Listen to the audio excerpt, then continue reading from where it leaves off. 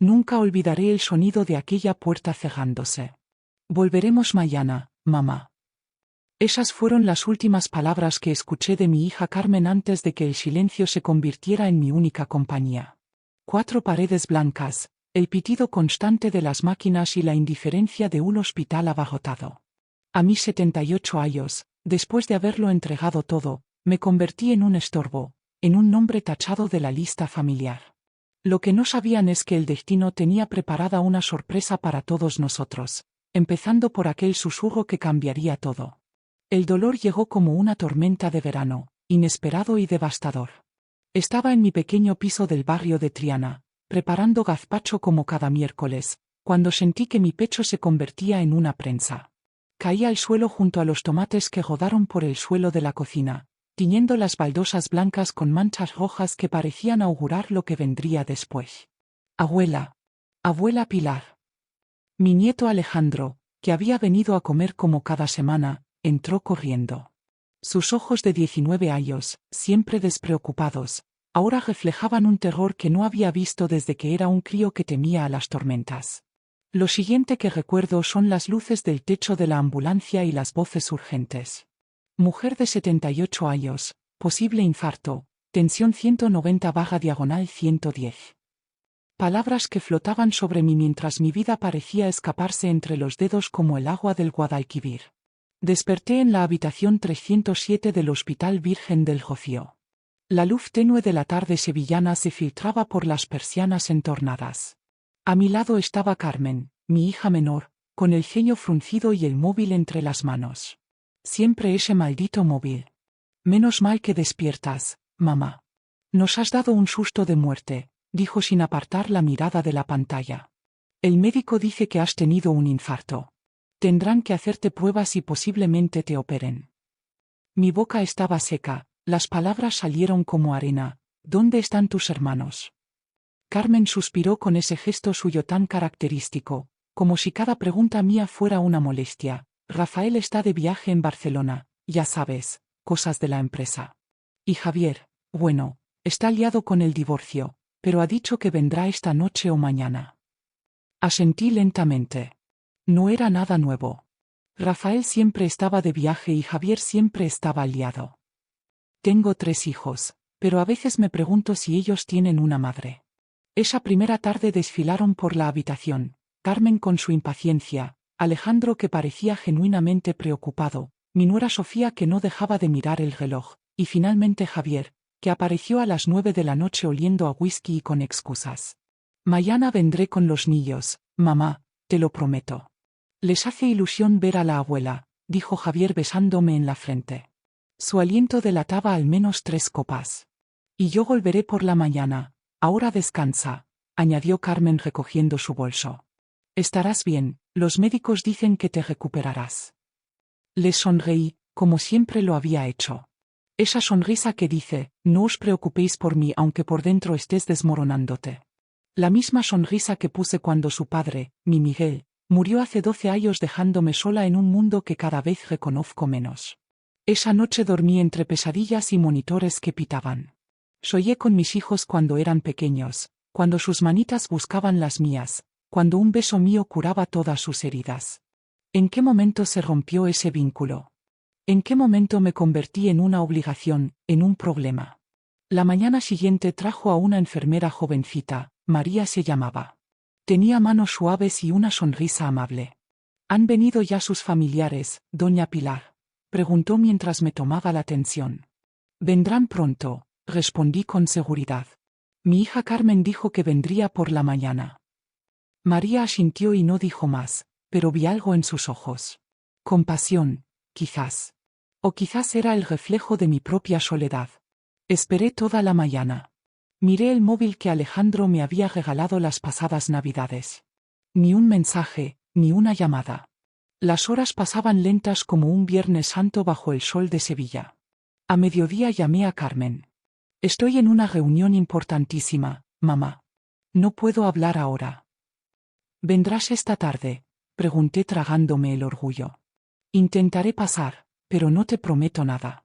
Tengo la agenda imposible hoy. Llamé a Rafael. Su secretaria me dijo que estaba en una comida de negocios. Llamé a Javier y saltó el buzón de voz. El segundo día fue igual.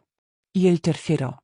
Las excusas se acumulaban como las hojas secas en otoño: reuniones, viajes, problemas con los niños, tráfico imposible.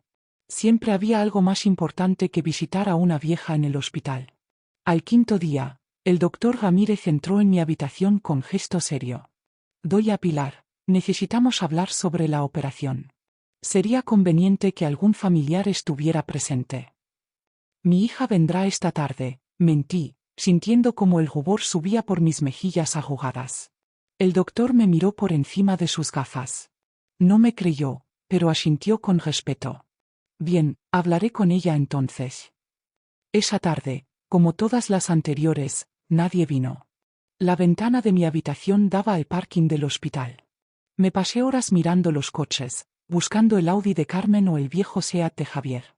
Imaginando que en cualquier momento cruzarían aquella puerta con flores, con disculpas, con el cariño que una madre merece. Pero lo único que cruzó fue una enfermera con la cena y las pastillas. ¿Sabe? Tengo 7 nietos, le dije mientras me tomaba la medicación. El mayor, Daniel, está en la universidad. Estudia medicina, como su abuelo. La enfermera sonrió educadamente. Ambas sabíamos que estaba llenando el silencio con palabras. Esa noche, mientras la luz de la luna entraba por la ventana, miré las fotos en mi móvil. Cumpleaños, navidades, comuniones. Siempre sonriendo, siempre haciéndomela fuerte. Siempre siendo la madre y la abuela perfecta.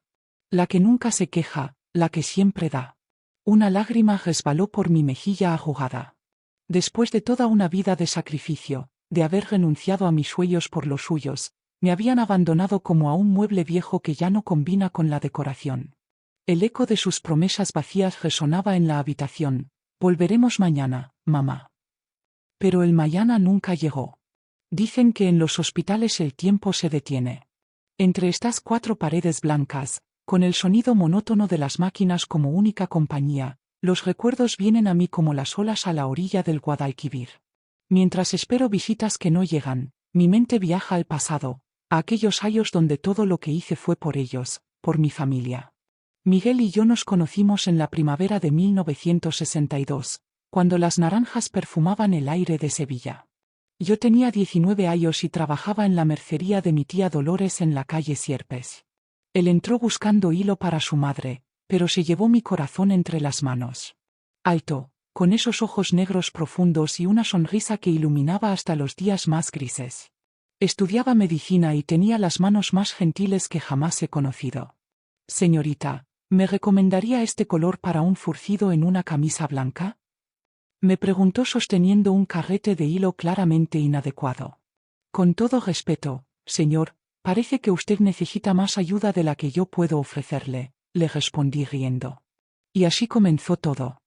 Nos casamos 2 años después, en la iglesia de Santa Ana. España vivía bajo el yugo de Franco, pero nosotros vivíamos en nuestra propia burbuja de esperanza. Miguel acababa de terminar medicina y consiguió trabajo en una pequeña consulta en Triana. Yo dejé la mercería cuando me quedé embarazada de Rafael, nuestro primer hijo. Aún recuerdo cómo Miguel puso su cabeza en mi vientre la noche que le dije que sería padre. Te prometo, Pilar, que nuestros hijos vivirán en una España mejor que la nuestra, susurró a mi barriga como si el bebé ya pudiera entenderle. Rafael nació en un caluroso julio de 1965. Un niño precioso con los ojos de su padre y mi terquedad. 2 años después llegó Carmen, nuestra única niña, con un carácter fuerte desde la cuna. Y finalmente, cuando ya no lo esperábamos, Javier nos sorprendió en 1970, completando nuestra familia. Vivíamos en un pequeño piso en el barrio de Los Remedios. Apenas teníamos espacio, pero estaba lleno de risas, de juegos, de vida. Miguel trabajaba largas horas en el hospital, y yo me ocupaba de todo lo demás. Lavaba a mano porque no teníamos lavadora, cosía la ropa para que durara una temporada más, y estiraba la comida como si fuera un milagro de los panes y los peces. Los años 70 fueron duros para España. La dictadura agonizaba, pero la incertidumbre flotaba en el aire como el polvo en agosto. Miguel y yo hablábamos en susurros por las noches, soñando con un futuro donde nuestros hijos pudieran hablar libremente, estudiar lo que quisieran, viajar sin miedo. Nuestros hijos merecen más que esto, Pilar, me decía Miguel mientras revisaba los deberes de Rafael. Merecen una educación, oportunidades que nosotros nunca tuvimos. Cuando murió Franco en 1975, sentí una mezcla de esperanza y temor. Rafael tenía 10 años, Carmen 8 y Javier apenas 5. La transición a la democracia trajo ilusiones pero también dificultades económicas. Miguel trabajaba cada vez más horas, y yo comencé a coser vestidos para las vecinas del barrio para tener algo más de dinero. En 1980 ocurrió algo que cambiaría nuestras vidas. Mi tía Eulalia, la hermana soltera de mi padre, falleció dejándome en herencia su casa en el barrio de Santa Cruz. Una casa antigua, con patio andaluz y azulejos del siglo XIX. Una pequeña joya en el corazón histórico de Sevilla. Pilar, es una señal del cielo, exclamó Miguel cuando vimos la casa por primera vez. Podríamos venderla y usar el dinero para la educación de los niños.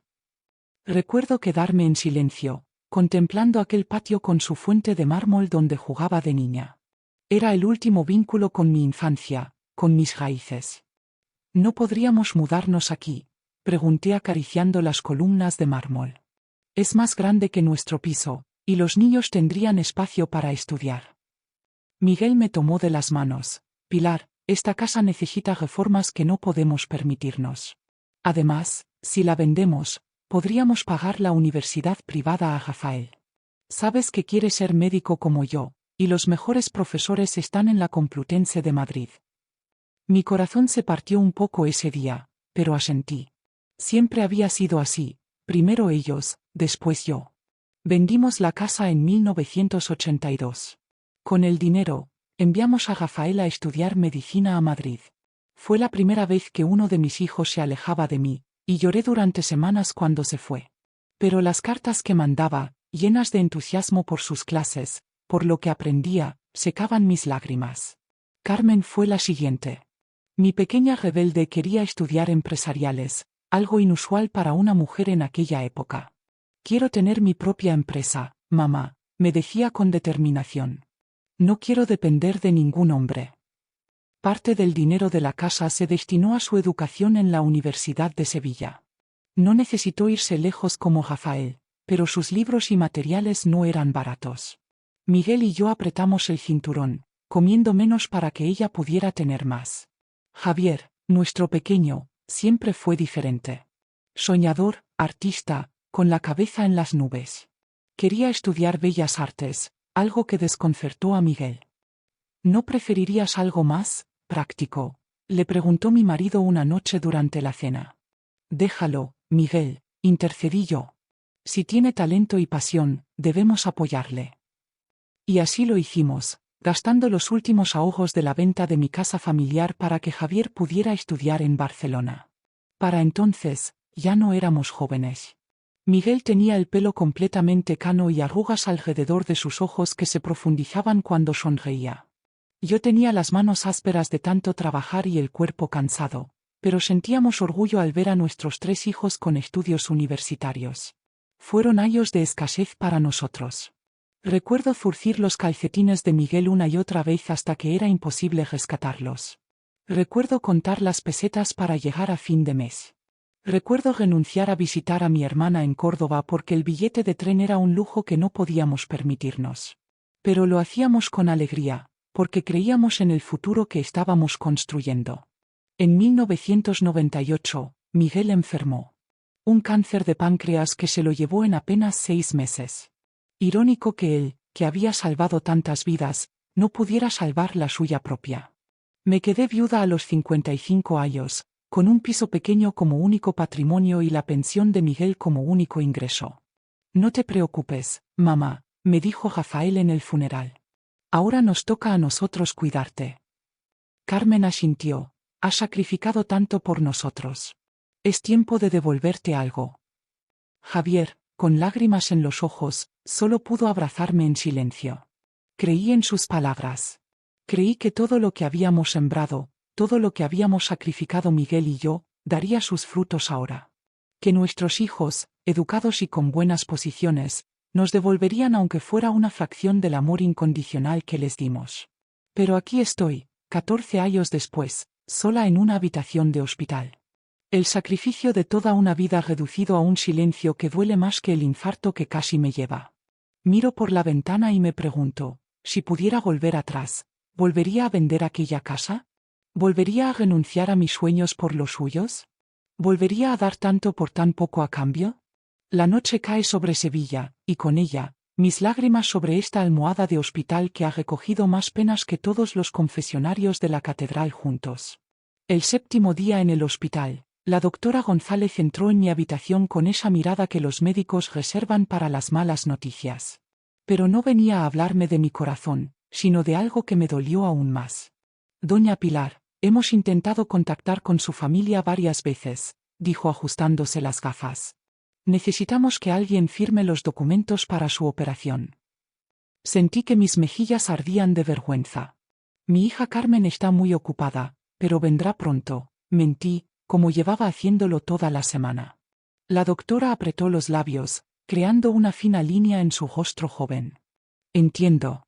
Mientras tanto, ¿hay alguna otra persona a quien podamos llamar? ¿Algún amigo, quizás? Abrí la boca para responder, pero me quedé muda. ¿Amigos? Con los años, mis amistades se habían ido desvaneciendo como la niebla matinal del Guadalquivir. Algunas amigas fallecieron, otras se mudaron con sus hijos a otras ciudades. Y yo siempre estaba demasiado ocupada cuidando a mis nietos o ayudando a mis hijos. No se preocupe, doctora. Mis hijos vendrán, insistí con una dignidad que se desmoronaba por dentro. Cuando se marchó, me quedé mirando por la ventana, mientras una verdad amarga comenzaba a cristalizarse en mi mente. Esta no era la primera vez que me abandonaban. Solo era la más evidente. El verdadero abandono había comenzado años atrás, de forma tan sutil que ni siquiera lo noté. Como la polilla que va comiendo un tapiz antiguo, dejando pequeños agujeros que solo se ven cuando ya es demasiado tarde. Todo comenzó tras la muerte de Miguel. Los primeros meses, mis hijos estuvieron pendientes de mí. Rafael llamaba a diario desde Madrid. Carmen pasaba cada tarde por mi casa después del trabajo. Javier incluso volvió de Barcelona y se quedó conmigo 3 semanas. Pero el tiempo es un ladrón silencioso. Las llamadas diarias de Rafael se convirtieron en semanales, luego quincenales. Estoy desbordado en el hospital, mamá. Ya sabes cómo es esto. Las visitas de Carmen se espaciaron.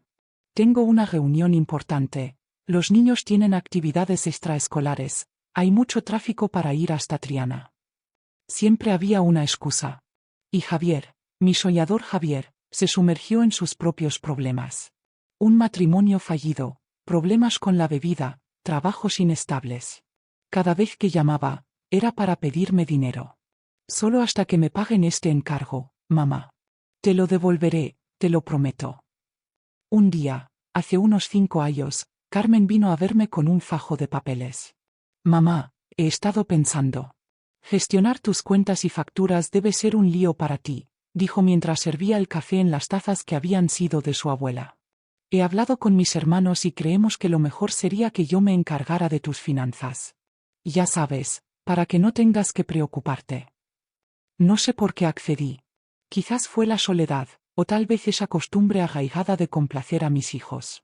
O quizás, simplemente, quería sentir que aún se preocupaban por mí. Firmé un poder notarial. A partir de entonces, Carmen recibía mi pensión, pagaba mis facturas y me daba una asignación semanal. Como si yo fuera la niña y ella la madre. Al principio, todo parecía funcionar bien. Pero poco a poco, comencé a notar cosas extrañas. Mi pensión debería haber sido suficiente para vivir cómodamente, pero Carmen siempre decía que apenas alcanzaba para cubrir gastos. Las cosas están muy caras, mamá. La luz ha subido, la comunidad de vecinos ha puesto una de gama. Apenas queda nada después de pagar todo. Cuando pedía ver los extractos bancarios, siempre había una excusa. Los tengo en la oficina, te los traigo la próxima vez. ¿No confías en mí, mamá? Y yo callaba. Porque el miedo a perder el poco amor que me quedaba de mis hijos era mayor que el miedo a perder mi dinero. Una tarde, hace unos 2 años, fui a visitar a mi vecina Consuelo. Llevaba una botella de anís y unas pastas para merendar juntas. Al pasar frente a la inmobiliaria del barrio, algo llamó mi atención en el escaparate. Una foto de un piso en venta que me resultaba familiar. Demasiado familiar. Era mi piso. Mi hogar estaba a la venta, y yo no tenía ni idea. Con las piernas temblando como flanes, entré en la inmobiliaria. El agente, un joven con traje demasiado ajustado, me reconoció de inmediato. Doña Pilar. Su hija Carmen estuvo aquí esta mañana. Dice que están muy contentos con la oferta que han recibido. ¿Viene a firmar algún documento? Salí de allí sin responder, con el corazón martilleándome en el pecho. Esa noche, llamé a Carmen. ¿Estás vendiendo mi piso?, pregunté sin rodeos. Un silencio al otro lado de la línea. Luego, su voz controlada: mamá, hablamos de esto hace meses. El piso es demasiado grande para ti sola. Acordamos que lo venderíamos y te mudarías a un apartamento más pequeño, cerca de mi casa. Para que pudiéramos cuidarte mejor. Jamás tuvimos esa conversación. Jamás accedí a vender el piso donde viví con Miguel, donde criamos a nuestros hijos. Pero la duda se sembró en mí. ¿Lo había olvidado? ¿Estaba perdiendo la memoria? Esa noche lloré abrazada a la almohada que aún conservaba el aroma de Miguel. Por la mañana, llamé a Rafael. Tu hermana dice que acordamos vender mi piso, pero no lo recuerdo. Otro silencio. Mamá, hablamos todos de eso en Navidad. ¿Estuviste de acuerdo? ¿No te acuerdas? Su tono médico, ese que usa con los pacientes difíciles. Llamé a Javier, mi último recurso. No me metas en líos con Carmen, mamá. Yo solo sé que parte de ese dinero irá para pagar la universidad de Alejandro. 3 versiones idénticas. 3 mentiras perfectamente alineadas. Fue entonces cuando comprendí que mis hijos se habían convertido en extraños. Extraños que conspiraban a mis espaldas. No luché. No tenía fuerzas, ni sabía cómo. A los 76 años, me vi obligada a empacar las memorias de toda una vida en cajas que luego desaparecieron misteriosamente durante la mudanza. Me instalé en un pequeño apartamento en Nervión, cerca de la casa de Carmen. Un lugar impersonal, con muebles nuevos que no contaban ninguna historia. Las visitas prometidas nunca se materializaron. Carmen pasaba una vez por semana, siempre con prisa. Rafael llamaba en su cumpleaños y en Navidad. Javier aparecía de improviso, generalmente necesitando dinero. Y yo seguí ignorando las señales, engañándome a mí misma, creyendo que quizás, solo quizás, mis hijos estaban demasiado ocupados con sus vidas, pero que en el fondo me querían. Ahora, tumbada en esta cama de hospital, con el pitido constante de las máquinas como única compañía, veo con claridad todos esos pequeños abandonos que precedieron a este gran abandono. Todas las promesas incumplidas, las llamadas no respondidas, las visitas canceladas. La enfermera entra para tomarme la tensión. ¿Cómo se encuentra hoy, doña Pilar? ¿Han venido ya sus hijos a verla? Niego con la cabeza, incapaz de pronunciar otra mentira. No se preocupe, dice con una sonrisa forzada. Seguro que vendrán pronto. Pero ambas sabemos la verdad. Nadie vendrá. Y lo más triste es que no me sorprende en absoluto. Porque llevo años siendo abandonada poco a poco, migaja a migaja, hasta que ya no quedó nada de la madre que una vez fui. 2 semanas en el hospital se sienten como 2 siglos. Los días se funden unos con otros en una rutina monótona: análisis a las 7, desayuno a las 8, visita del médico a las 10, comida insípida a las 13, merienda olvidada a las 17, y cena solitaria a las 20. La noche es lo peor, cuando el silencio solo se rompe por los gemidos lejanos de otros pacientes y el taconeo apresurado de las enfermeras de guardia. Ya no espero visitas. He dejado de mirar hacia la puerta cada vez que oigo pasos en el pasillo. He dejado de maquillarme con el pequeño espejo que guardo en la mesita. He dejado de inventar excusas para las enfermeras sobre por qué mis hijos no vienen a verme. La dignidad tiene sus límites, y la mía se agotó junto con las lágrimas. Esa mañana de julio, el calor sevillano se colaba por la ventana entreabierta. El aire acondicionado del hospital funcionaba a medias, como todo lo público en España desde la crisis. Estaba hojeando una revista vieja que había encontrado en la sala común, cuando lo escuché. ¿Pilar? Pilar Pérez. Un susurro, casi como si el viento hubiera moldeado mi nombre. Tan suave que pensé que era mi imaginación, esos juegos que te gasta la mente cuando la soledad te abraza demasiado fuerte. ¿Pilar? ¿Eres tú de verdad? Esta vez la voz fue más clara.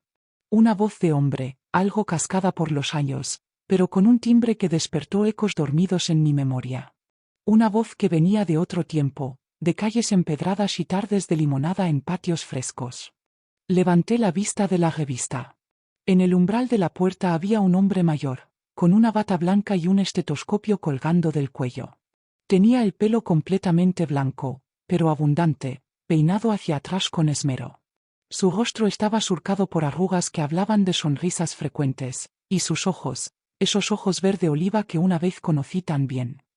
«Mateo», pregunté, incapaz de creer lo que veía. «Mateo Alcántara». Una sonrisa iluminó su rostro, revelando unos dientes bien cuidados que contrastaban con su piel tostada por el sol andaluz. «Válgame Dios, sí que eres tú», exclamó entrando en la habitación. Te vi en la lista de pacientes y no podía creerlo. Pilar Pérez, han pasado, ¿cuántos? 30 años.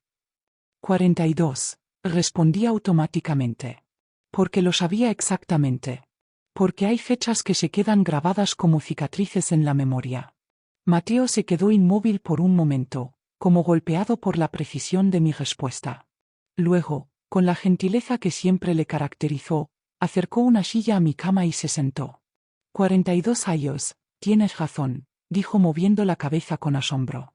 Desde aquel verano del 70, cuando me fui a hacer la especialidad a Madrid. Y nunca volviste, añadí, sin reproche, solo constatando un hecho que había cambiado nuestras vidas. Volví, Pilar, corrigió suavemente. Volví aquel Navidad.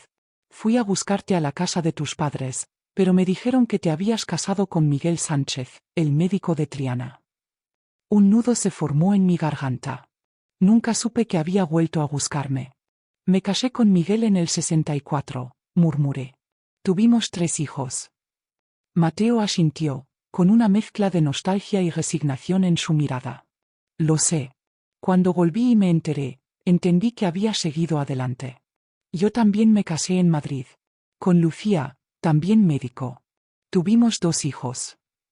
Un silencio lleno de preguntas no formuladas flotó entre nosotros, como el incienso en Semana Santa. ¿Qué habría pasado si? Ese eterno interrogante que nos persigue a lo largo de la vida. ¿Y qué haces aquí? Pregunté finalmente, señalando su bata blanca. ¿Aún ejerces? Mateo se rió, un sonido cálido que pareció alejar la frialdad hospitalaria de la habitación. Estoy jubilado oficialmente desde hace 5 años. Pero vengo como voluntario 3 días a la semana. No puedo estar sin hacer nada, me volvería loco. Además, aquí hago falta. Desde los recortes, hay más pacientes que médicos. Sus ojos recorrieron la habitación, deteniéndose en la ausencia de flores, de tarjetas, de cualquier señal de que alguien hubiera estado allí. Luego me miró a mí, delgada y pálida en aquella cama demasiado grande. Pilar, ¿dónde está tu familia?, preguntó con esa directa suavidad que solo los médicos veteranos dominan. Sentí que el calor subía a mis mejillas. La vergüenza, esa compañera constante estos días. ¿Cómo explicarle que mis hijos, aquellos por los que lo di todo, me habían abandonado como a un perro viejo en una cuneta? Están ocupados, balbuceé. Rafael vive en Madrid, es cirujano. Carmen tiene su propia empresa aquí en Sevilla, pero está siempre liada con reuniones. ¿Y Javier? Javier tiene sus propios problemas.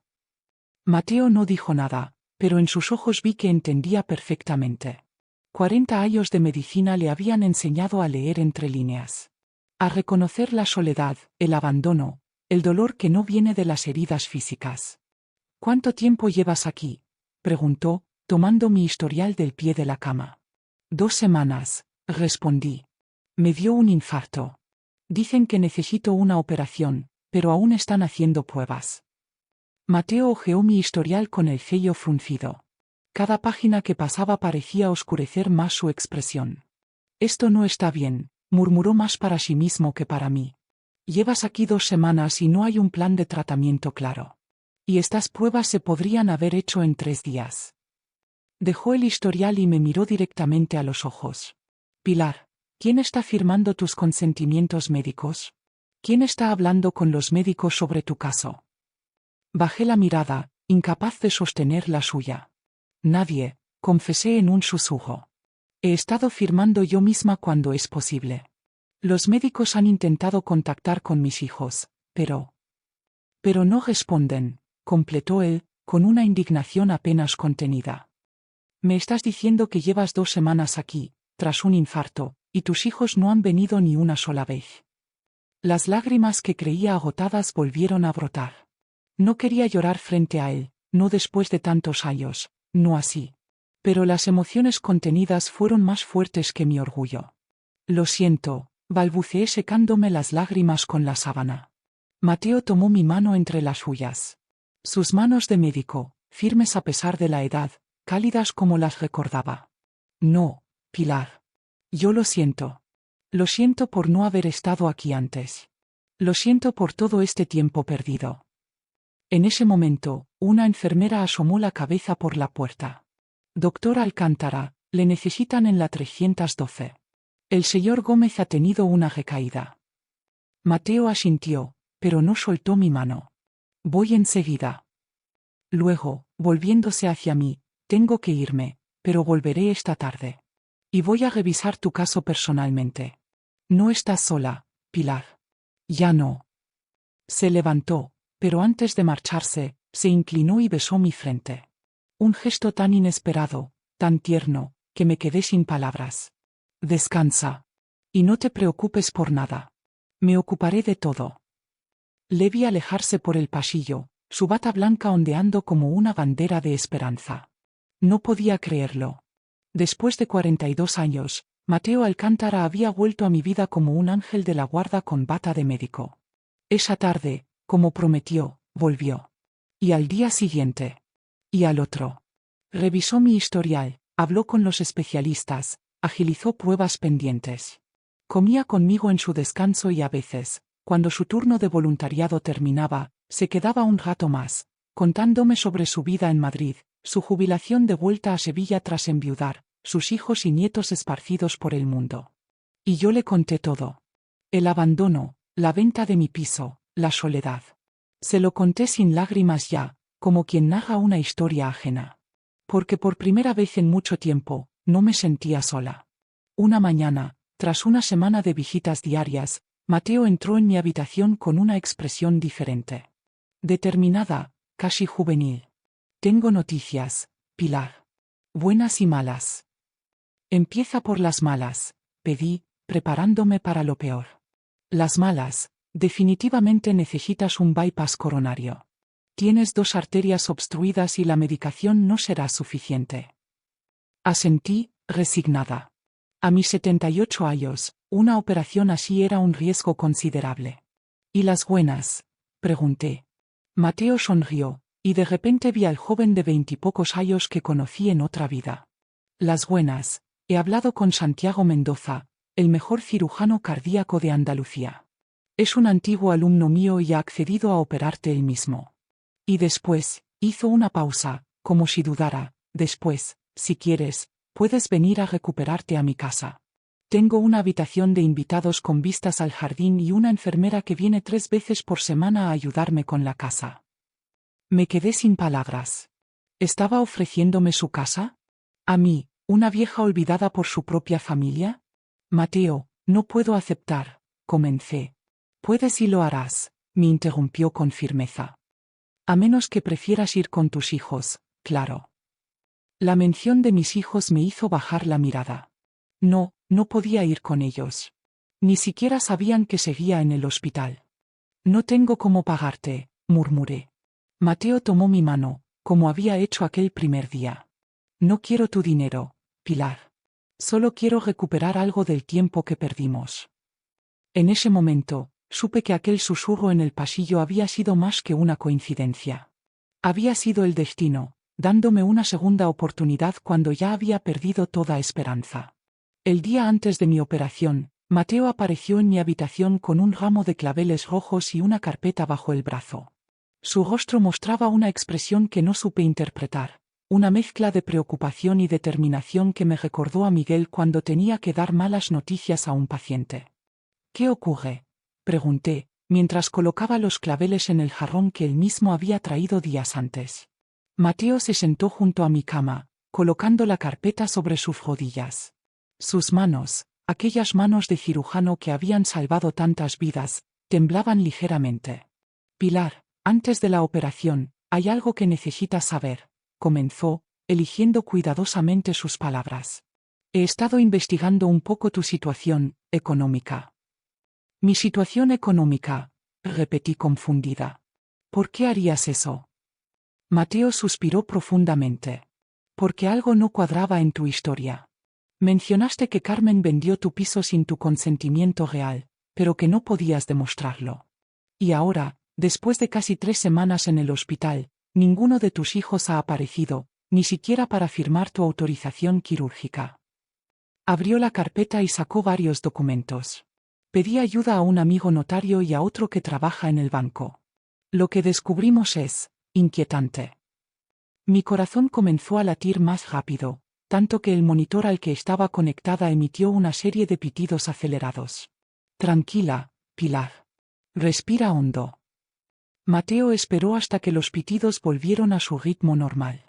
Lo que voy a contarte es difícil, pero necesitas saberlo para protegerte. Asentí, preparándome para lo peor. Tu hija Carmen no solo vendió tu piso.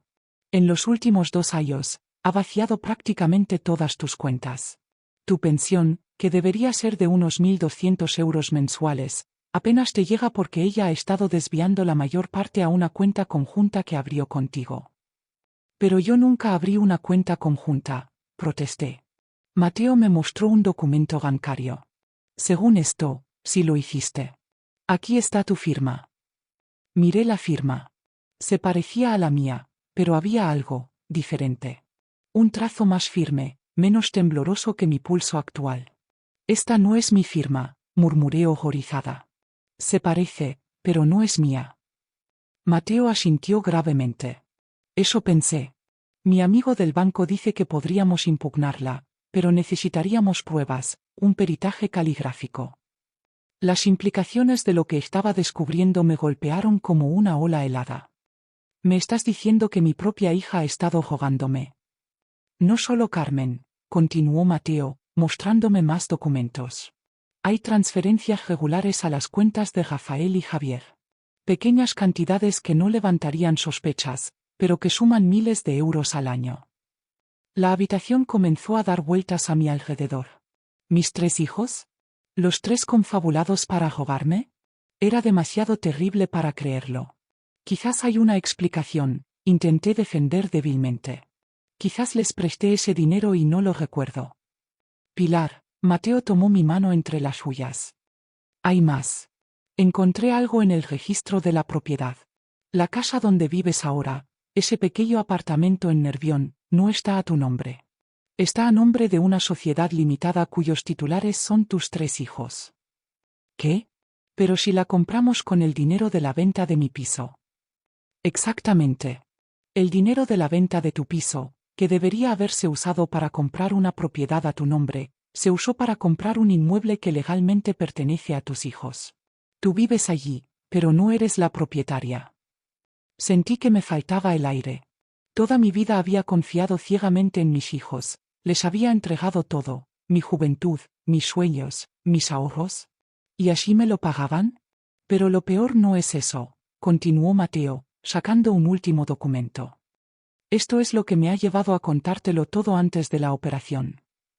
Era un correo electrónico impreso, con el logotipo de la clínica donde trabajaba Rafael en Madrid. Lo leí con dificultad, pues las lágrimas nublaban mi vista. Estimada Carmen. Respecto al asunto de mamá, he localizado una residencia en Dos Hermanas que podría ser adecuada. No es lujosa, pero cumple los requisitos mínimos y está dentro de nuestro presupuesto. El coste mensual es de 1.800 euros, de los cuales 950 euros se cubrirían con su pensión. Los 850 euros restantes tendríamos que aportarlos nosotros, unos 285 euros cada uno al mes. Por supuesto, Esto es mucho más económico que contratar cuidadores a domicilio, especialmente después de su operación, cuando necesitará atención constante. Además, la residencia acepta nuevos residentes con problemas cardíacos, siempre que no requieran cuidados intensivos. He hablado con el director y podríamos ingresarla directamente desde el hospital. De hecho, sería lo ideal, así evitaríamos que vuelva al apartamento y se niegue a irse después. Respecto al tema del apartamento, una vez que mamá esté en la residencia, podríamos alquilarlo. En esa zona de Nervión, podríamos sacar fácilmente 700–800 euros mensuales, lo que cubriría nuestra parte de la residencia y aún sobrarían unos euros. Avísame cuando tengas noticias del hospital. No entiendo cómo es posible que después de casi 2 semanas aún no la hayan operado. Un abrazo. Rafael. El correo tenía fecha de 3 días antes. Mi hijo, el médico, el que siempre había sido mi orgullo, planeaba encerrarme en una residencia barata mientras ellos se lucraban con mi piso. Un piso que, según acababa de descubrir, ni siquiera era mío. No lo entiendo, sollocé, sintiendo que algo se rompía dentro de mí. ¿Qué les he hecho para que me traten así? Mateo me abrazó, permitiendo que llorara sobre su hombro. No has hecho nada, Pilar. A veces las personas se vuelven codiciosas, incluso con quienes deberían amar.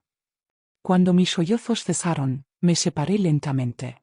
Una nueva emoción comenzaba a surgir entre el dolor, la indignación, la rabia. ¿Saben ellos que estás investigando esto?, pregunté. No, respondió Mateo. He sido discreto. Pero hay algo más que debes saber.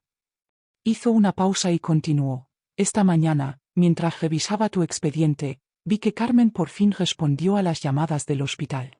Dijo que vendría a firmar la autorización para tu operación, y preguntó específicamente sobre tu pronóstico y tus posibilidades de recuperación total. Un escalofrío me recorrió la espalda. No hacía falta ser médico para entender lo que eso significaba.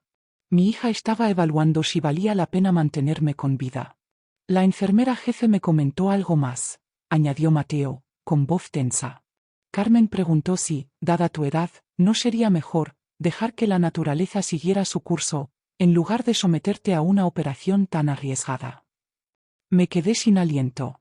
Mi propia hija, la que había llevado en mi vientre, a la que había amamantado y por quien había sacrificado tantas cosas, estaba sugiriendo que me dejaran morir. Fue entonces cuando decidí contártelo todo, concluyó Mateo. Necesitas saber a qué te enfrentas. Y necesitas tomar decisiones con todos los datos en la mano. Un silencio pesado cayó entre nosotros. Las revelaciones eran demasiado brutales, demasiado dolorosas para asimilarlas de golpe. Toda mi vida había sido una mentira. Todo mi amor había sido traicionado. ¿Qué hago ahora?, susurré finalmente, sintiéndome más perdida y sola que nunca. Mateo me miró con una mezcla de compasión y determinación. Primero, sobrevivir. Mañana te operan, y vas a salir adelante porque eres fuerte, Pilar, siempre lo has sido. Después podemos buscar ayuda legal. Mi amigo notario conoce a un buen abogado especializado en casos de abuso a mayores. Podríamos recuperar parte de tu dinero, impugnar esas firmas falsificadas. ¿Y si no quiero hacer eso?, le interrumpí. ¿Y si no quiero denunciar a mis propios hijos? Entonces respetaré tu decisión, respondió con suavidad. Pero mi oferta sigue en pie. Después del hospital, vendrás a mi casa. No permitiré que te lleven a ninguna residencia contra tu voluntad. Miré por la ventana, hacia el cielo de Sevilla teñido de naranja por el atardecer. El mundo que creía conocer se había desmoronado, pero entre los escombros, había encontrado una mano amiga. Una mano del pasado que ahora me ofrecía un futuro. Gracias, Mateo, dije finalmente. Por contarme la verdad, por dolorosa que sea. La verdad duele, Pilar, pero también libera, respondió, apretando suavemente mi mano. Y a veces, es el primer paso hacia la justicia. Esa noche, mientras contemplaba el techo de mi habitación de hospital, tomé una decisión.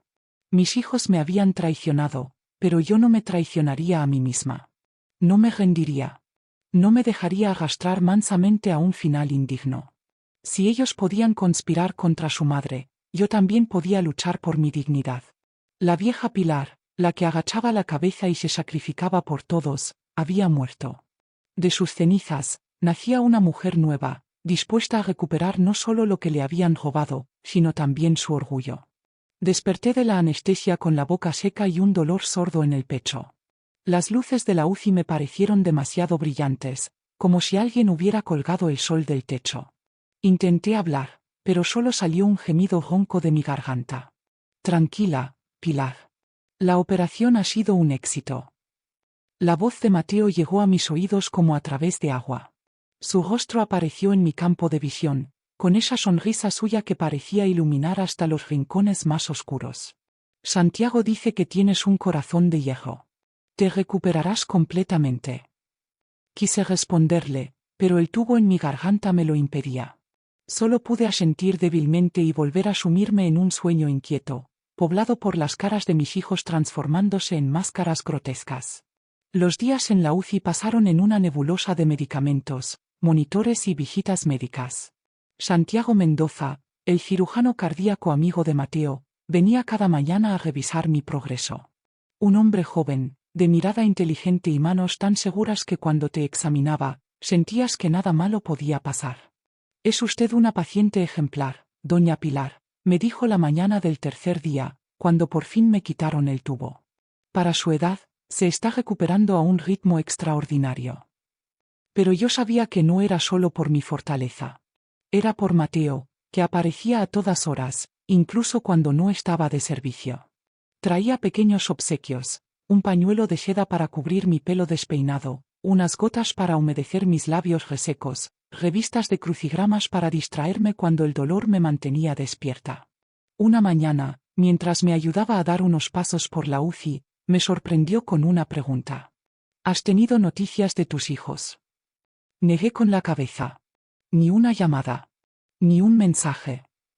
Mateo apretó los labios. Ayer vino Carmen al hospital. No subió a verte, pero habló con Santiago. Quería saber cuándo te darían el alta y si necesitarías cuidados especiales.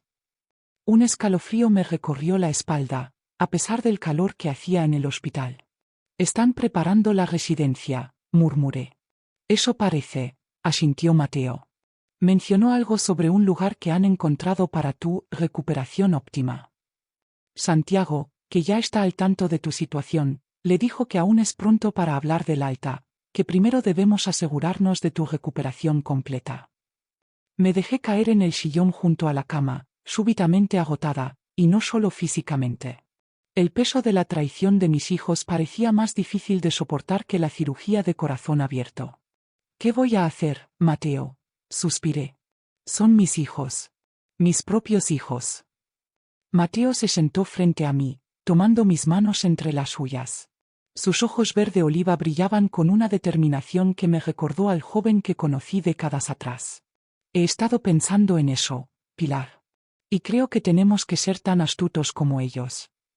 ¿Qué quieres decir? Necesitamos tiempo. Tiempo para que te recuperes completamente, y tiempo para reunir pruebas suficientes que puedan protegerte legalmente. Se inclinó hacia mí, bajando la voz aunque estábamos solos. Y se me ha ocurrido una forma de conseguir ese tiempo y, de paso, descubrir hasta dónde son capaces de llegar tus hijos. Así fue como nació nuestro plan. Un plan que comenzó a tomar forma en aquella habitación de hospital y que iríamos refinando durante las semanas siguientes. Una semana después de la operación, me trasladaron a planta. Y al día siguiente, ocurrió lo que llevábamos días esperando. Mis 3 hijos aparecieron juntos en la habitación. Estaba preparada. Cuando entraron, fingí no reconocerlos.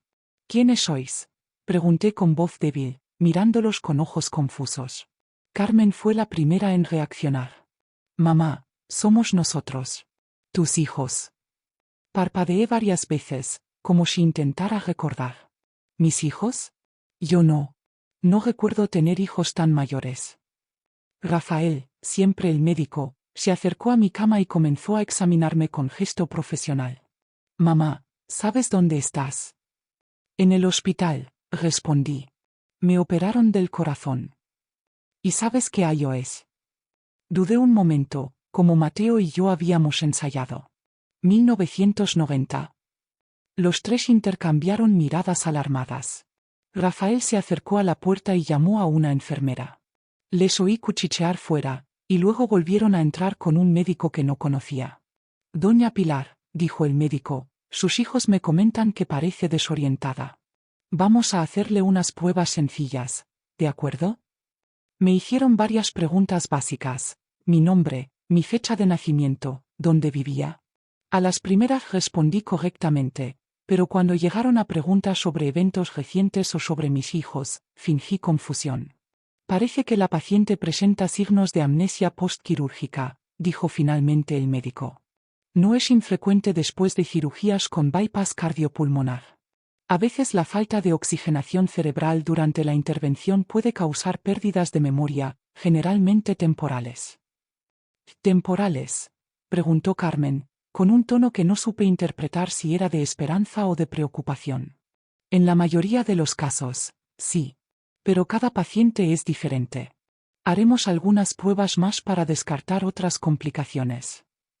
Cuando el médico se marchó, mis hijos se quedaron mirándome con expresiones que iban desde la incredulidad de Rafael hasta la calculadora de Carmen, pasando por la aparente indiferencia de Javier, que no había dejado de mirar su móvil en toda la visita. Bueno, esto complica las cosas, murmuró Carmen, creyendo que no la oía. ¿Cómo vamos a llevarla a la residencia si ni siquiera nos reconoce? Precisamente por eso deberíamos llevarla, respondió Rafael. Necesita cuidados especializados. No solo por el corazón, sino por este problema mental. Pero costaría más, intervino Javier, levantando por fin la vista del móvil. Las residencias cobran extra por pacientes con demencia. No es demencia, es amnesia, corrigió Rafael con tono impaciente. Y es temporal, ya has oído al médico. ¿Y si no lo es?, insistió Javier. ¿Y si queda así para siempre? No podemos permitirnos una residencia para dementes. Baja la voz, siseó Carmen. Puede que no recuerde, pero no está sorda. Fingí estar adormilada, pero escuchaba cada palabra con dolorosa claridad. Ni una sola expresión de preocupación por mi salud, por mi bienestar. Solo cálculos, solo logística, solo dinero. Mi corazón recién operado dolía, pero no por la herida quirúrgica. Después de aquella visita, el plan siguió su curso. Durante las semanas siguientes, interpreté el papel de mi vida, una mujer con amnesia que recordaba su pasado lejano pero no los últimos 30 años. No reconocía a mis nietos, no recordaba la muerte de Miguel, no sabía que había vendido mi piso. Esta amnesia resultó ser una bendición inesperada. Mis hijos, creyendo que no recordaba nada de sus maquinaciones, comenzaron a hablar con más libertad delante de mí. Discutían sobre qué hacer conmigo, sobre el dinero, sobre el apartamento. Y Mateo, mi ángel guardián, registraba todo. Con mi consentimiento, instaló una pequeña grabadora en mi habitación cuando ellos venían a visitarme. Evidencia, decía. Por si algún día decides actuar legalmente. Mientras tanto, mi recuperación física avanzaba a buen ritmo. Las heridas cicatrizaban, mi corazón se fortalecía. Santiago estaba asombrado. Si todos mis pacientes se recuperaran como usted, doña Pilar, tendría la mitad de trabajo, bromeaba durante sus visitas. Pero la recuperación emocional era otra historia. Cada visita de mis hijos, cada conversación que escuchaba a escondidas, abría nuevas heridas en mi alma. Descubrí que habían vaciado mi cuenta de ahorros, que habían vendido las joyas que heredé de mi madre, que habían hecho desaparecer los recuerdos más preciados de mi vida con Miguel. Una tarde, mientras hacía ejercicios de rehabilitación en el pasillo con ayuda de Mateo, me derrumbé. No puedo seguir con esto, sollocé. Me está matando por dentro. Son mis hijos, Mateo. Los llevé en mi vientre, les di el pecho, les enseñé a caminar, a hablar. Mateo me abrazó allí mismo, en medio del pasillo del hospital, sin importarle que las enfermeras nos miraran. Lo sé, Pilar, susurró contra mi pelo. Y si quieres parar, pararemos. Pero recuerda por qué lo estamos haciendo. No es venganza, es protección. Tu protección. Me separé un poco y le miré a los ojos. Aquellos ojos que, a pesar de las arrugas que los rodeaban, Seguían brillando con la misma intensidad que recordaba. No pararé, dije finalmente. No por mí, sino por Miguel. Por el sacrificio que hicimos juntos. Por el amor que pusimos en criar a nuestros hijos. No dejaré que lo ensucien todo con su codicia. Mateo sonrió con una mezcla de admiración y ternura. Esa es mi Pilar. La que nunca se rinde. 2 días después, Santiago me dio la noticia. Me darían el alta la semana siguiente. Estás fuera de peligro, Pilar, me dijo con una sonrisa. Ahora solo necesitas reposo y rehabilitación. Te recomendaría un centro especializado, pero, guiñó un ojo, creo que ya tienes al mejor médico cuidando de ti. Cuando se lo comuniqué a Mateo, su rostro se iluminó. Perfecto. Mi casa está lista para recibirte. He adaptado la habitación de invitados para que estés cómoda, y he contratado a una enfermera para que venga cada día a ayudarte con los ejercicios. ¿Y mis hijos?, pregunté. ¿Cómo les explicaremos que me voy contigo y no a su residencia?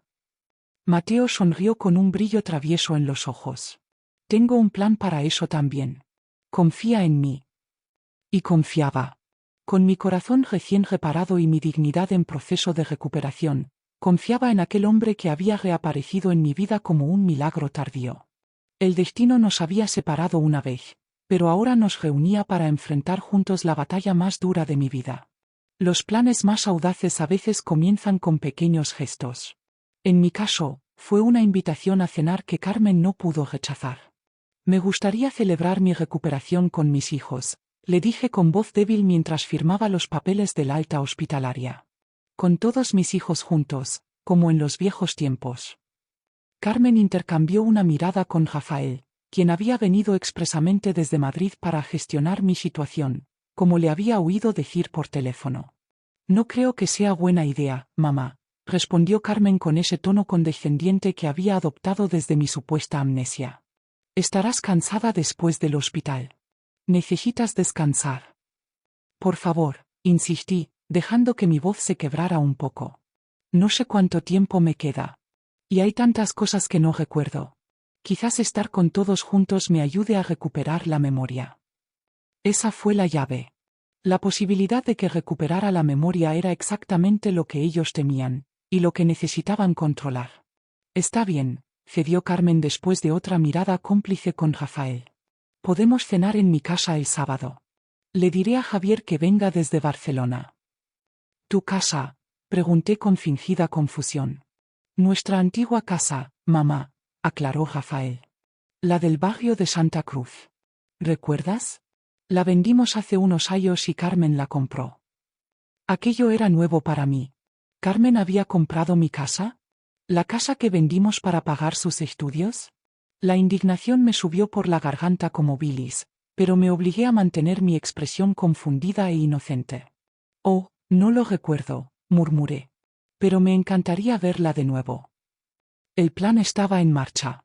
Mateo, que esperaba discretamente en el pasillo, me guiñó un ojo cuando salí de la habitación apoyada en el brazo de Rafael. ¿Quién es ese señor?, preguntó Carmen con suspicacia. Es el doctor Alcántara, un voluntario del hospital, respondió Rafael antes de que yo pudiera hablar. Ha estado ayudando con la rehabilitación de mamá. Me ha invitado a quedarme en su casa mientras me recupero, dije, observando cómo sus rostros palidecían. ¿Qué? Eso es absurdo, saltó Carmen. No puedes irte con un desconocido. Hemos encontrado un centro de rehabilitación excelente para ti. No es un desconocido, respondí con suavidad. Es un viejo amigo. Y prefiero recuperarme en una casa que en una institución. La discusión que siguió fue tensa, pero yo tenía un as bajo la manga, Santiago, el cirujano, quien apareció oportunamente para confirmar que la opción más saludable para mí era recuperarme en un entorno familiar, no en una residencia.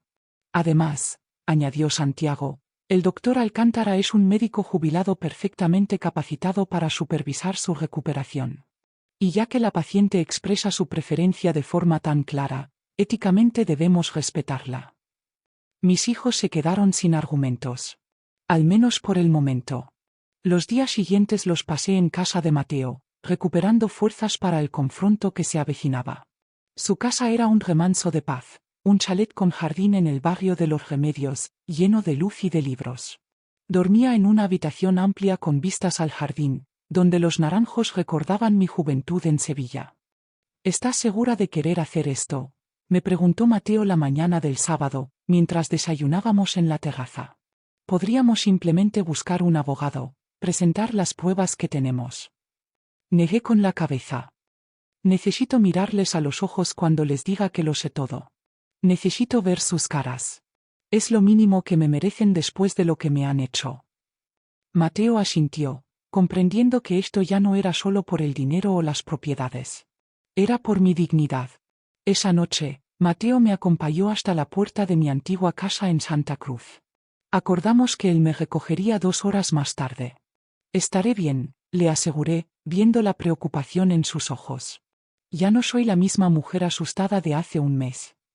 Cuando toqué el timbre, mi corazón latía con fuerza, pero ya no era por miedo. Era por determinación. Carmen abrió la puerta. Ver mi antigua casa transformada me produjo un vuelco en el estómago. Los muebles antiguos habían desaparecido, sustituidos por piezas modernas y frías. Las paredes, antes de un cálido color terracota, ahora eran de un blanco aséptico. Solo quedaba el patio andaluz con su fuente de mármol, aunque incluso allí, las macetas con geranios que yo cuidaba habían sido reemplazadas por plantas exóticas que no reconocí. «Mamá», exclamó Carmen con falso entusiasmo. «Qué bien te veo. ¿Has tenido buen viaje desde casa del doctor?» «Muy bueno, gracias», respondí, entrando en lo que una vez fue mi hogar como si fuera una invitada más. En el salón me esperaban Rafael y Javier, junto con Sofía, la mujer de Rafael, y 2 de mis nietos, Alejandro, el hijo de Carmen, y Paula, la hija mayor de Rafael. Todos parecían tensos, como si supieran que esta no era una simple cena familiar. Intercambiamos saludos forzados. Yo seguí interpretando mi papel de anciana frágil y confundida, dejando que me trataran con esa condescendencia que tanto me irritaba. Durante la cena, una paella que no tenía nada que ver con las que yo solía preparar, la conversación giró en torno a temas banales: el tiempo, el tráfico, las últimas películas. Nadie mencionó el futuro, ni mi recuperación, ni dónde viviría a partir de ahora. Era como si esperaran a que terminara de comer para darme las noticias. Y así fue. Cuando la asistenta que Carmen había contratado para la ocasión retiró los platos del postre, Rafael se aclaró la garganta. «Mamá, tenemos que hablar de tu situación», comenzó con su tono médico. «Carmen, Javier y yo hemos estado discutiendo qué es lo mejor para ti, y hemos llegado a una conclusión». «Oh», murmuré, bajando la mirada hacia mi copa de agua como si no entendiera. «Creemos que lo mejor sería que fueras a un centro especializado», continuó. «Un lugar donde puedan cuidarte las 24 horas, donde haya médicos para supervisar tu corazón y terapeutas que te ayuden con tu problema de memoria». «Mi problema de memoria», repetí, mirándoles uno a uno. Alejandro, mi nieto, parecía incómodo, como si algo no le cuadrara en esta conversación. «Sí, mamá», intervino Carmen. «Te olvidas de cosas importantes. Es peligroso que vivas sola, o incluso con ese médico amigo tuyo. Necesitas cuidados profesionales». «Ya hemos encontrado un sitio», añadió Javier, hablando por primera vez. «Es en Dos Hermanas, no está lejos. Podríamos ir a visitarte los fines de semana». Algo en su tono, en su forma de evitar mi mirada, me dijo que no tenía la menor intención de visitarme nunca. «¿Y quién pagaría este centro?», pregunté, manteniendo mi voz débil y confundida. «No te preocupes por el dinero, mamá», respondió Carmen con una sonrisa tensa. «Tu pensión cubrirá gran parte, y nosotros aportaremos el resto». «Mi pensión», repetí. «Pero si apenas me llega a fin de mes con lo que me das cada semana». Un silencio incómodo cayó sobre la mesa. Rafael lanzó una mirada de advertencia a Carmen, quien se apresuró a cambiar de tema. «Además, así podremos alquilar tu apartamento», continuó como si no hubiera oído mi comentario. «Ese dinero también ayudará a pagar la residencia». «Mi apartamento», murmuré, fingiendo confusión. «Pero si ese apartamento es mío, ¿no? Lo compramos con el dinero de la venta de esta casa». Otro silencio, más tenso aún que el anterior. Mis nietos intercambiaron miradas confundidas. Claramente, no estaban al tanto de todos los detalles. Decidí que era el momento. Me enderecé en la silla, dejé mi copa con firmeza sobre la mesa y miré directamente a mis 3 hijos. ¿Sabéis qué es lo más curioso de la memoria?, dije, abandonando mi tono frágil por uno firme y claro. Que a veces, las cosas que creemos olvidadas solo están esperando el momento adecuado para regresar. Sus rostros reflejaron confusión, luego alarma, a medida que comprendían el cambio en mi actitud. Recuerdo todo, dije lentamente, saboreando cada palabra. Recuerdo cómo vendiste mi piso sin mi consentimiento real, Carmen. Recuerdo cómo habéis estado desviando mi pensión a cuentas conjuntas que nunca autoricé. Recuerdo el correo que enviaste, Rafael, buscando la residencia más barata donde poder abandonarme mientras os repartíais lo que quedaba de mi herencia. Sus rostros palidecieron. Rafael intentó hablar, pero levanté una mano para silenciarlo. Y lo más importante, continué, recuerdo cada sacrificio que vuestro padre y yo hicimos por vosotros. Cada comida a la que renunciamos para que pudierais estudiar. Cada sueño que abandonamos para que vosotros pudierais perseguir los vuestros. Y así es como nos lo habéis pagado. Un silencio sepulcral reinaba en la mesa. Mis nietos miraban a sus padres con expresiones que iban desde la incredulidad hasta la vergüenza. Abuela, comenzó Alejandro, pero Carmen lo silenció con una mirada. Mamá, estás confundida, intentó Rafael, recuperando la compostura. Tu medicación. No estoy confundida, Rafael, le corté. Tengo todas las pruebas. El doctor Alcántara, al que habéis tratado como a un intruso, me ha ayudado a reunirlas. Transferencias bancarias, documentos falsificados, correos electrónicos. Todo. Me levanté lentamente, apoyándome en la mesa. He venido esta noche para daros una oportunidad. Una oportunidad de explicaros, de pedirme perdón, de demostrarme que queda algo de los niños que crié. Les miré uno a uno, esperando. Pero lo único que vi fueron cálculos fríos en sus ojos, estrategias formándose, defensas alzándose. Veo que he malgastado mi tiempo, concluí con tristeza. Mateo vendrá a recogerme en unos minutos. Mientras tanto, quiero que sepáis que he iniciado acciones legales para recuperar lo que me pertenece.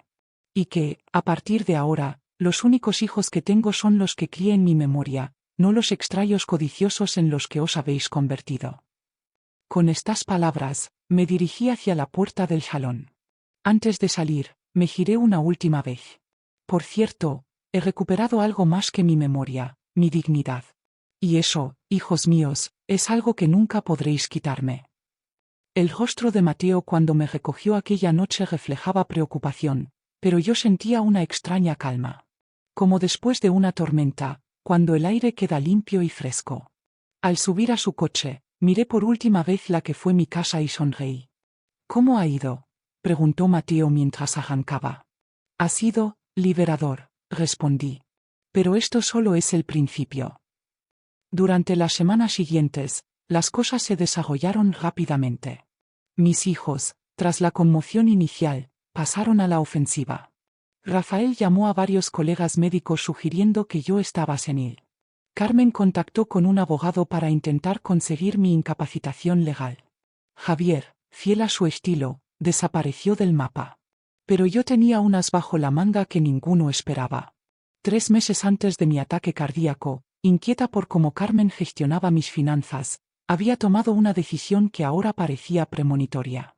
Asistí a una conferencia en la Fundación Esperanza, una organización que trabaja con niños huérfanos en Sevilla.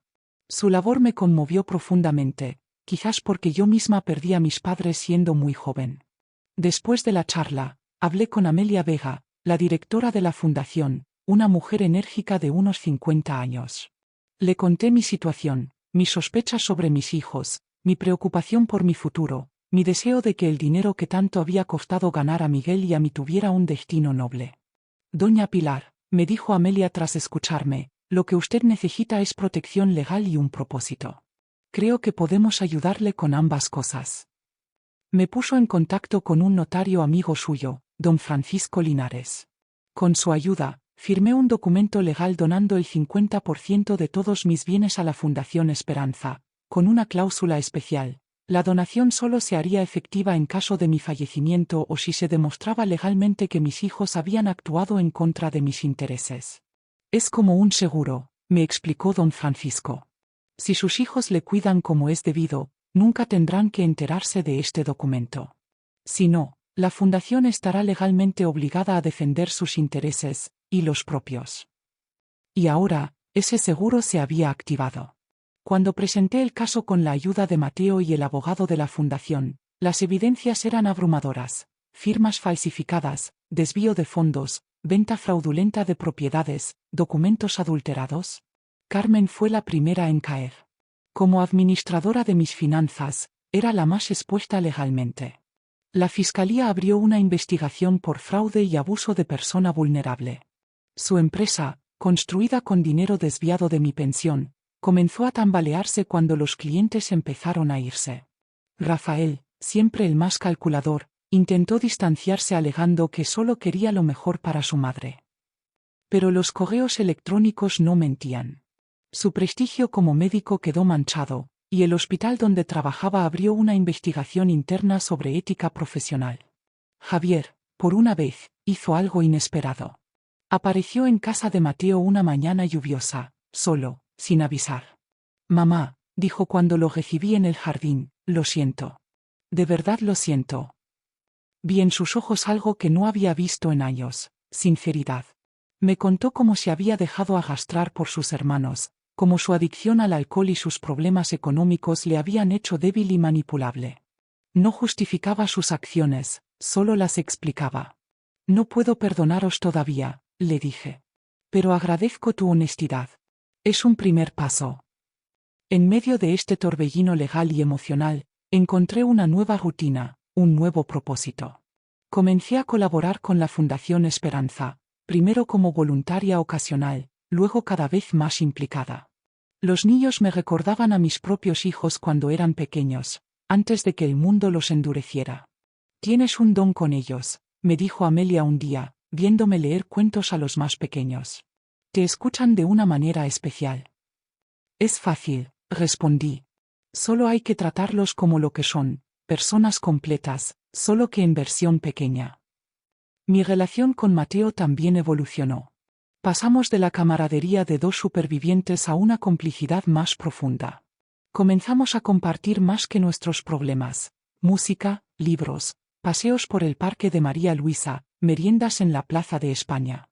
Una tarde, mientras veíamos atardecer desde su terraza, Mateo tomó mi mano entre las suyas. «¿Sabes qué pensé cuando te vi en aquel hospital, después de tantos años?», me preguntó. «¿Qué pensaste?». «Pensé, el destino me está dando una segunda oportunidad, y esta vez no voy a desperdiciarla». Sonreí, sintiendo un calor en las mejillas que hacía décadas no experimentaba. «¿Y ahora?», pregunté. «¿Qué piensas ahora?». «Que a veces, la vida te quita cosas para darte otras mejores. Que a nuestra edad, cada día es un regalo. Y que no quiero desperdiciar ni uno solo. No sé qué me deparará el futuro. El caso contra mis hijos sigue su curso legal. Mi salud, aunque mejorada, sigue siendo delicada. Pero por primera vez en muchos años, miro hacia adelante con esperanza, no con resignación. A mis 78 años, he descubierto que nunca es tarde para reconstruirse. Que la redención no está en el perdón de los demás, sino en perdonarte a ti mismo por haber permitido el abuso. Y que el amor, ese gran misterio, puede florecer incluso en el otoño de la vida, como los azahares tardíos de Sevilla.